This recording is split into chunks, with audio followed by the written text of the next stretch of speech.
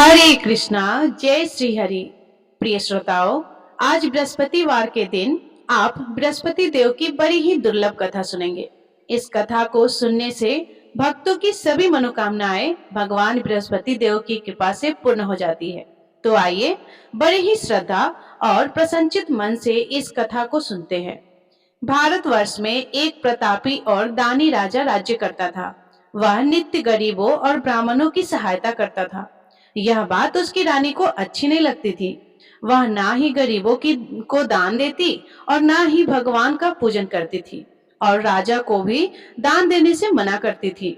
एक दिन राजा शिकार खेलने वन को गए हुए थे, तो रानी महल में अकेली थी।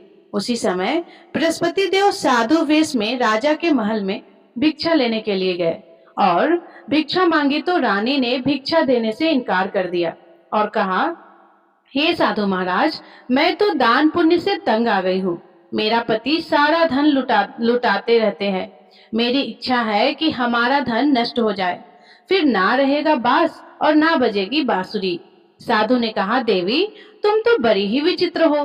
धन संतान तो सभी चाहते हैं, पुत्र और लक्ष्मी तो पापी के घर भी होने चाहिए।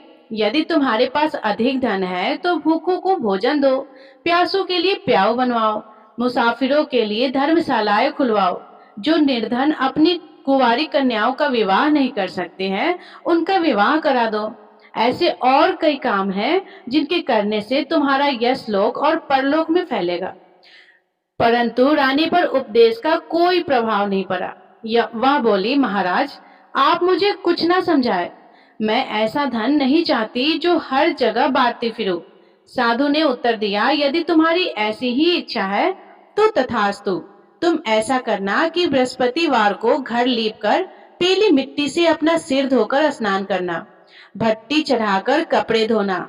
ऐसा करने से आपका सारा धन नष्ट हो जाएगा। इतना कहकर वह साधु महाराज वहां से आलोक हो गए और साधु के अनुसार कई बातों को पूरा करते हुए रानी को केवल 3 बृहस्पतिवार ही बीते थे कि उनकी समस्त धन संपत्ति नष्ट हो गई। भोजन के लिए राजा का परिवार तरसने लगा। तब एक दिन राजा ने रानी से बोला कि हे रानी, तुम यहीं रहो, मैं दूसरे देश को जाता हूँ, क्योंकि यहाँ पर सभी लोग मुझे जानते हैं, इसलिए मैं कोई छोटा कार्य नहीं कर सकता। ऐसा कहकर राजा परदेश चला गया। वहां वह जंगल से लकड़ी काट कर लाता और शहर में बेचता था। इस तरह वह अपना जीवन व्यतीत करने लगा। इधर राजा के परदेश जाते ही रानी और दासी दुखी रहने लगी। एक बार जब रानी और दासी को 7 दिन तक बिना भोजन के रहना पड़ा, तो रानी ने अपनी दासी से कहा, हे दासी, पास ही के नगर में मेरी बहन रहती है। वह बड़ी धनवान है। तू उसके पास जा और कुछ लेकर आ, ताकि थोड़ा बहुत गुजर बसर हो सके। रानी की दासी उसकी बहन के पास गई। उस दिन गुरुवार था और रानी की बहन उस समय बृहस्पतिवार व्रत की कथा सुन रही थी। दासी ने रानी की बहन को अपनी रानी का संदेश दिया, लेकिन रानी की बड़ी बहन ने कोई उत्तर नहीं दिया। जब दासी को रानी की बहन से कोई उत्तर नहीं मिला, तो वह बहुत दुखी हुई और उसे क्रोध भी आया। दासी ने वापस आकर रानी को सारी बात बता दी। सुनकर रानी ने अपने भाग्य को कोसा। उधर रानी की बहन ने सोचा कि मेरी बहन की दासी आई थी, परंतु मैं उससे नहीं बोली, इससे वह बहुत दुखी हुई होगी। कथा सुनकर और पूजन समाप्त करके वह अपनी बहन के घर आई और कहने लगी, हे बहन, मैं बृहस्पतिवार का व्रत कर रही थी। तुम्हारी दासी मेरे घर आई थी, परंतु जब तक कथा होती है तब तक ना तो उठते हैं और ना ही बोलते हैं, इसीलिए मैं नहीं बोली। कहो, दासी क्यों गई थी? रानी बोली, बहन, तुमसे क्या छिपाऊं, हमारे घर में खाने तक को अनाज नहीं था। ऐसा कहते कहते रानी की आंखें भर आई। उसने दासी समेत पिछले 7 दिनों से भूखे रहने तक की बात अपनी बहन को विस्तार पूर्वक सुना दी। रानी की बहन बोली, देखो बहन, भगवान बृहस्पति सबकी मनोकामनाओं को पूरा करते हैं। देखो, शायद तुम्हारे घर में अनाज रखा हो। पहले तो रानी को विश्वास नहीं हुआ, पर बहन के आग्रह करने पर उसने अपनी दासी को अंदर भेजा तो उसे सचमुच अनाज से भरा एक घड़ा मिल गया। यह देखकर दासी को बड़ी हैरानी हुई। दासी रानी से कहने लगी, हे रानी, जब हमको भोजन नहीं मिलता है तो हम व्रत ही तो करते हैं, इसलिए क्यों ना इनसे व्रत और कथा की विधि पूछ ली जाए ताकि हम भी व्रत कर सके। तब रानी ने अपनी बहन से बृहस्पतिवार व्रत के बारे में पूछा। उसकी बहन ने बताया, बृहस्पतिवार के व्रत में चने की दाल और मुनक्का से विष्णु भगवान का केले की जड़ में पूजन करे तथा दीपक जलाए, व्रत कथा सुने और पीला भोजन ही करे। इससे बृहस्पति देव प्रसन्न होते हैं। और व्रत और पूजन विधि बताकर रानी की बहन अपने घर को लौट गई। 7 दिन के बाद जब गुरुवार आया तो रानी और दासी ने व्रत रखा। गुड़साल में जाकर चना और गुड़ लेकर आई, फिर उससे केले की जड़ तथा विष्णु भगवान का पूजन किया। अब पीला भोजन कहाँ से आए, इस बात को लेकर दोनों बहुत दुखी थी, क्योंकि उन्होंने व्रत रखा था, इसीलिए बृहस्पति देव उनसे प्रसन्न थे। इसलिए वे एक साधारण व्यक्ति का रूप धारण करके 2 थालों में सुंदर पीला भोजन दासी को दे गए। भोजन पाकर दासी बहुत प्रसन्न हुई और फिर रानी के साथ मिलकर भोजन किया। उसके बाद वे सभी गुरुवार को व्रत और पूजन करने लगी। बृहस्पति भगवान की कृपा से उनके पास फिर से धन संपत्ति आ गई, परंतु रानी फिर से पहले की तरह आलस करने लगी। तब दासी बोली, देखो रानी, तुम पहले भी इस प्रकार आलस करती थी, तुम्हें धन रखने में कष्ट होता था, इस कारण सभी धन नष्ट हो गया, और अब जब भगवान बृहस्पति की कृपा से धन मिला है तो तुम्हें फिर से आलस्य होता है। रानी को समझाते हुए दासी कहती है कि बड़ी मुसीबतों के बाद हमने यह धन पाया है, इसीलिए हमें दान पुण्य करना चाहिए, भूखे मनुष्यों को भोजन कराना चाहिए और धन को शुभ कार्यों में खर्च करना चाहिए, जिससे तुम्हारे कुल का यश बढ़ेगा, स्वर्ग की प्राप्ति होगी और पितृ प्रसन्न होंगे। दासी की बात मानकर रानी अपना धन शुभ कार्यों में खर्च करने लगी, जिससे पूरे नगर में उसका यश फैलने लगा। उधर एक दिन राजा दुखी होकर जंगल में एक पेड़ के नीचे आसन जमाकर बैठ गया। वह अपनी दशा को याद करके व्याकुल होने लगा। बृहस्पतिवार का दिन था। एकाएक उसने देखा कि निर्जल वन में एक साधु प्रकट हुए। वह साधु वेश में स्वयं बृहस्पति देव थे। लकड़हारे के सामने आकर बोले, हे लकड़हारे, इस सुनसान जंगल में तू इतना चिंता मग्न क्यों बैठा है? लकड़हारे ने दोनों हाथ जोड़कर प्रणाम किया और उत्तर दिया कि महात्मा जी, आप सब कुछ जानते हैं, मैं क्या कहूँ। यह कहकर रोने लगा और साधु को अपनी आत्मकथा सुनाई। महात्मा जी ने कहा, तुम्हारी स्त्री ने बृहस्पतिवार के दिन बृहस्पति भगवान का निरादर किया है, जिसके कारण रुष्ट होकर उन्होंने तुम्हारी यह दशा कर दी है। अब तुम चिंता को दूर करके मेरे कहने पर चलो तो तुम्हारे सब कष्ट दूर हो जाएंगे और भगवान पहले से भी अधिक संपत्ति देंगे। तुम बृहस्पतिवार के दिन कथा किया करो। 2 पैसे के चने मुनक्का लाकर उसका प्रसाद बनाओ और शुद्ध जल से लोटे में शक्कर मिलाकर अमृत तैयार करो।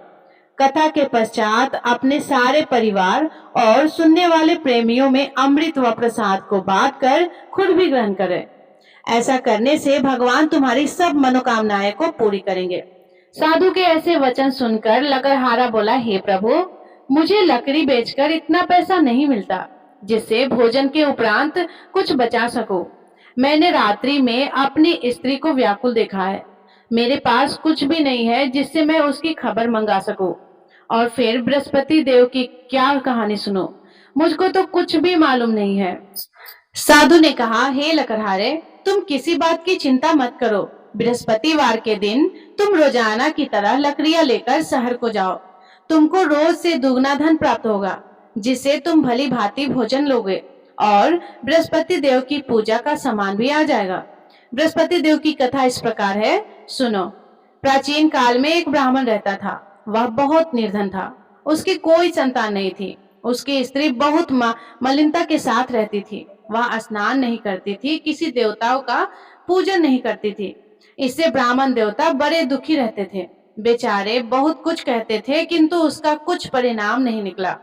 भगवान की कृपा से ब्राह्मण की स्त्री के कन्या रूपी रत्न पैदा हुआ। कन्या बड़ी होने पर प्रातः स्नान करके विष्णु भगवान का जाप और बृहस्पतिवार का व्रत करने लगी। अपने पूजन पाठ को समाप्त करके विद्यालय जाती। तो अपनी मुट्ठी में जौ भर के ले आती और पाठशाला के मार्ग में डालती जाती। तब यह जौ स्वर्ण के हो जाते, तो लौटते समय उनको बीनकर घर ले आती। एक दिन वह बालिका सूप में उस सोने के जौ को फटककर साफ कर रही थी कि उसके पिता ने देख लिया और कहा, हे बेटी, सोने की जौ के लिए सोने का सूप भी होना चाहिए। दूसरे दिन बृहस्पतिवार था। इस कन्या ने व्रत रखा और बृहस्पति देव से प्रार्थना करके कहा, मैंने आपकी पूजा सच्चे मन से की है, तो मेरे लिए सोने का सूप दे दो।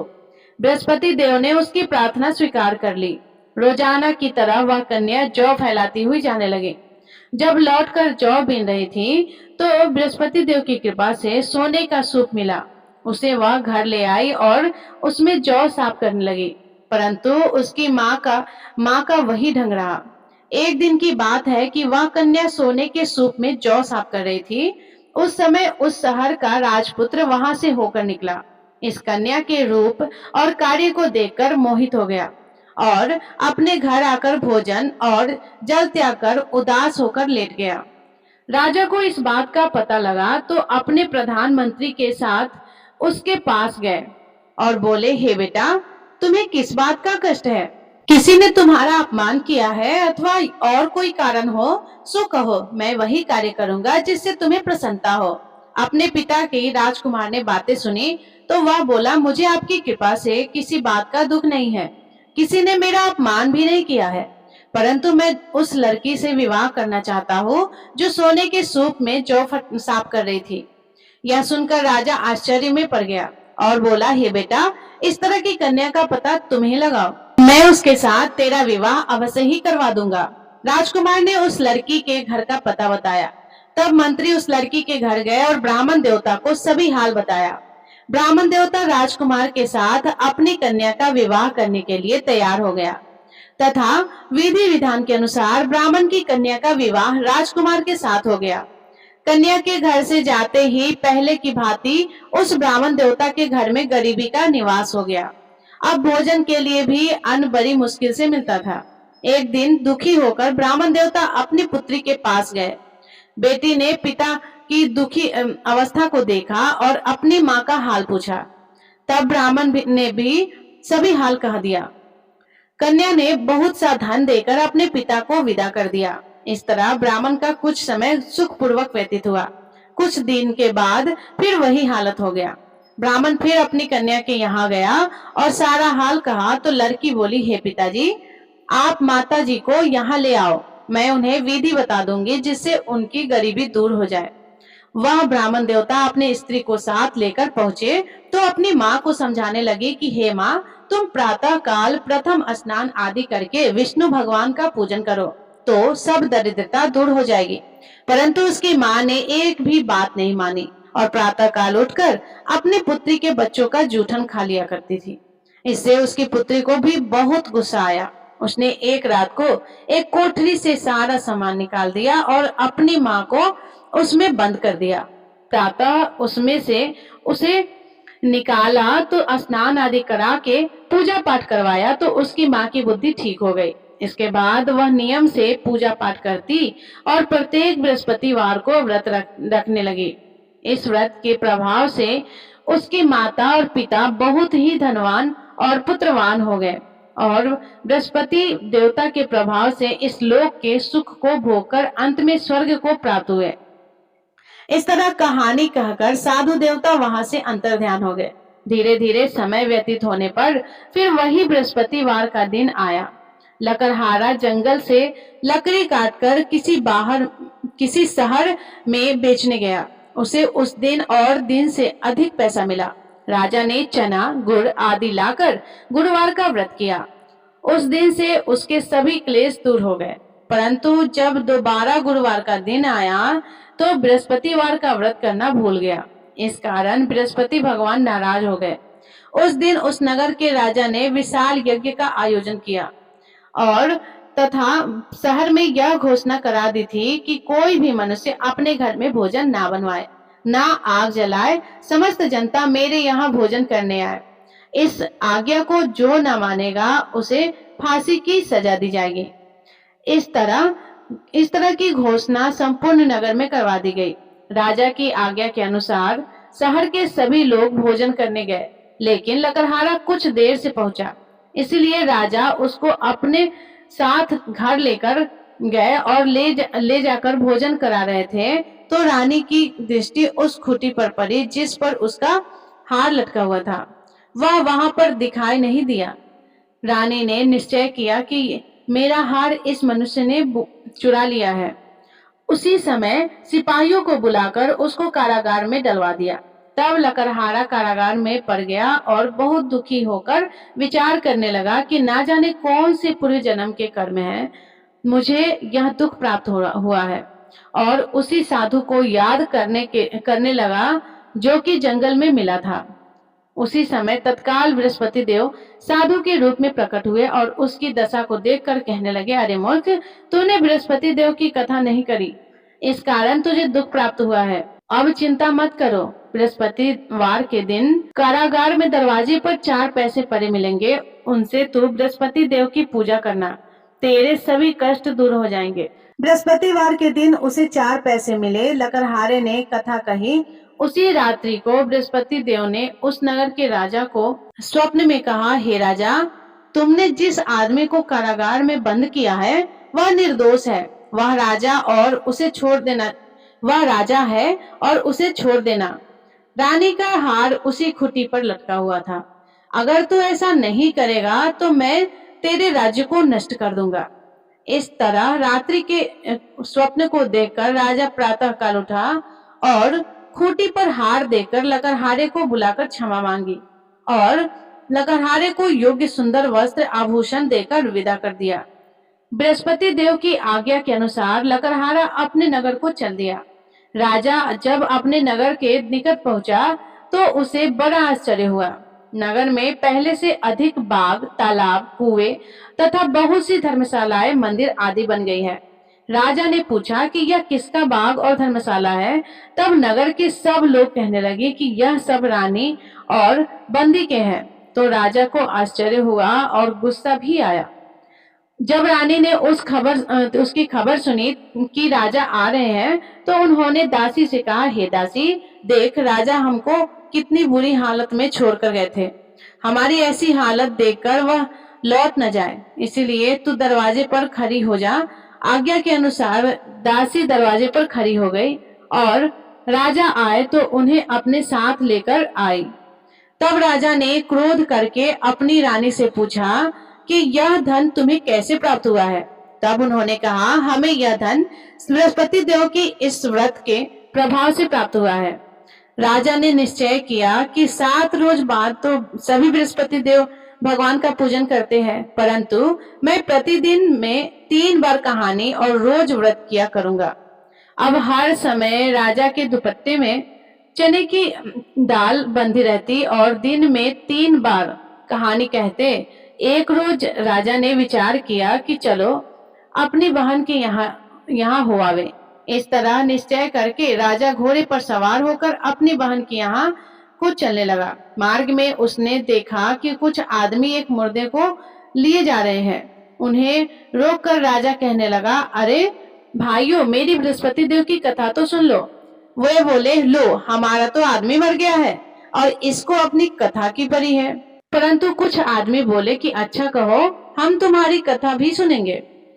राजा ने दाल निकाली और जब कथा आधी हुई कि मुर्दा हिलने लगा और जब कथा समाप्त हो गई तो राम राम करके मनुष्य उठकर खड़ा हो गया। आगे मार्ग में उसे किसान खेत में हल चलाता मिला तो राजा ने उसे देखकर बोला, अरे भैया, तुम मेरे बृहस्पतिवार की कथा तो सुन लो। किसान बोला, जब तक मैं तेरी कथा सुनूंगा तब तक 4 हरैया जोत लूंगा। जा अपनी कथा किसी और को सुना। इस तरह राजा और आगे चलने लगे। राजा के हटते ही बैल पछाड़ खाकर गिर गए और किसान के पेट में बड़ी जोर का दर्द होने लगा। उस समय उसकी माँ रोटी लेकर आई और उसने जब यह देखा तो अपने पुत्र से सब हाल पूछा और बेटे ने सभी हाल कह दिया। तो बुढ़िया दौड़ी दौड़ी उस घुड़सवार के पास गई और उससे बोली कि मैं तेरी कथा सुनूंगी। तू अपनी कथा मेरे खेत पर चलकर ही कहना। राजा ने बुढ़िया के खेत पर जाकर कथा कही, जिसके सुनते ही वह बैल उठकर खड़े हो गए तथा किसान के पेट का दर्द भी बंद हो गया। राजा अपनी बहन के घर पहुंची। बहन ने भाई की खूब मेहमानी की। दूसरे रोज प्रातः काल राजा जगा तो वह देखने लगा कि सब लोग भोजन कर रहे हैं। राजा ने अपनी बहन से कहा, ऐसा कोई मनुष्य है जिसने भोजन नहीं किया हो, तो मेरे बृहस्पतिवार का कथा सुन ले। बहन बोली कि हे भैया, यह देश ऐसा ही है कि पहले यहाँ लोग भोजन करते हैं, बाद में अन्य काम करते हैं। अगर कोई पड़ोस में हो तो देखाओ। वह ऐसा कहकर देखने चली गई, परंतु उसे कोई ऐसा व्यक्ति नहीं मिला जिसने भोजन ना किया हो। अब वह एक कुम्हार के घर गई जिसके लड़का बीमार था। उसे मालूम हुआ कि उनके यहाँ 3 रोज से किसी ने भोजन नहीं किया है। रानी ने अपने भाई की कथा सुनने के लिए कुम्हार से कहा। वह तैयार हो गया। राजा ने आकर बृहस्पतिवार की कथा कही, जिसको सुनकर उसका लड़का ठीक हो गया। अब तो राजा की प्रशंसा होने लगी। एक रोज राजा ने अपनी बहन से कहा कि हे बहन, अब हम अपने घर को जाएंगे, तुम भी तैयार हो जाओ। राजा की बहन ने अपनी सास को कहा तो सास ने कहा कि चली जा, परंतु अपने लड़कों को मत ले जाना, क्योंकि तेरे भाई की कोई औलाद नहीं है। बहन ने अपने भैया से कहा कि हे भैया, मैं तो चलूंगी, पर कोई बालक नहीं चलेगा। तो राजा बोला कि जब कोई बालक नहीं चलेगा तब तुम ही क्या करोगे। दुखी मन से राजा अपने नगर को लौट आया। राजा ने अपनी रानी से कहा कि हम निर्वसी हैं, हमारा मुंह देखने का धर्म नहीं है और कुछ भोजन आदि नहीं मिला है। रानी बोली, हे प्रभु, बृहस्पति देव ने हमें सब कुछ दिया है, वह हमें औलाद अवश्य देंगे। उसी रात को बृहस्पति देव ने राजा से स्वप्न में आकर कहा, राजा उठो, सभी सोच त्याग दो, तेरी रानी गर्भ से है। राजा को यह बात सुनकर बड़ी खुशी हुई। 9वें महीने में उसके गर्भ से एक सुंदर सा पुत्र पैदा हुआ। तब राजा बोला कि हे रानी, स्त्री बिना भोजन के रह सकती है, पर बिना कहे नहीं रह सकती। जब मेरी बहन आएगी तुम उससे कुछ मत कहना। रानी ने सुनकर हाँ कर दिया। जब राजा की बहन ने यह शुभ समाचार सुना तो वह बहुत खुश हुई और बधाई लेकर अपने भाई के यहाँ आई। तभी रानी ने कहा कि घोड़ा चढ़कर तो नहीं आई हो, गधा चढ़कर आई हो। राजा की बहन बोली, भाभी, मैं इस प्रकार ना कहती तो तुम्हें औलाद कैसे मिलता। बृहस्पति देव ऐसा ही करते हैं, जैसे जिसकी मन में कामना है सभी को पूर्ण करते हैं। जो श्रद्धा भावना पूर्वक बृहस्पतिवार का व्रत करता है या कथा पढ़ता है अथवा सुनता है, दूसरों को सुनाता है, बृहस्पति देव उसकी सभी मनोकामनाएं को पूर्ण करते हैं। बृहस्पति देव उनकी सदैव रक्षा करते हैं। जो संसार में श्रद्धा भावना और सच्चे हृदय से बृहस्पति देव की पूजा करते हैं, उनकी सभी मनोकामनाएं उसी प्रकार पूर्ण होती है जैसे राजा और रानी ने बृहस्पति देव की कथा का गुणगान किया। उसकी सभी इच्छाएं बृहस्पति देव ने पूर्ण की। मनुष्य को हृदय से उनका मनन करते हुए जयकारा करना चाहिए। तो प्रेम से बोलिए, बृहस्पति भगवान की जय, विष्णु भगवान की जय, समस्त देवी देवताओं की जय। प्रिय श्रोताओं, अब आप भगवान बृहस्पति देव की आरती का श्रवण करें। ओम जय बृहस्पति देवा, स्वामी जय बृहस्पति देवा, छिनी छिनी भोग लगाओ, कदली फल मेवा। ओम जय बृहस्पति देवा, तुम पूर्ण परमात्मा, तुम अंतर्यामी, जगत पिता जगदीश्वर, तुम सबके स्वामी। ओम जय बृहस्पति देवा, चरणामृत निज निर्मल, सब पातक हरता, सकल मनोरथ दायक, कृपा करो भरता। ओम जय बृहस्पति देवा, तन मन धन अर्पण कर, जो जन शरण परे, स्वामी जो जन शरण परे, प्रकट तब प्रभु प्रकट तब हो करे आकर द्वार खड़े।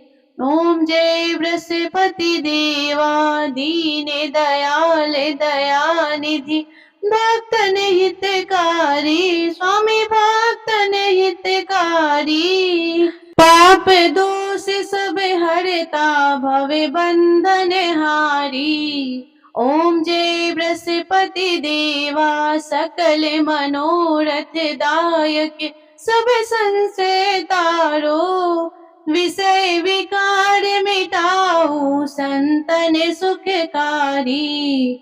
ओम जय बृहस्पति देवा जो कोई आरती तेरी प्रेम सहित गावे। ज्येष्ठ आनंद बंद सो निश्चय ही फल पावे।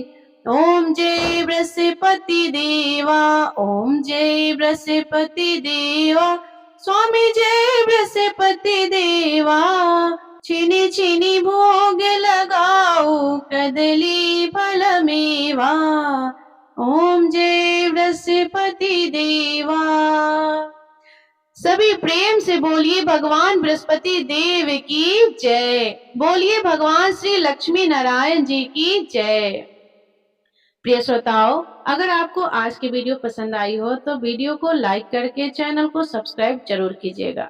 धन्यवाद। राधे राधे।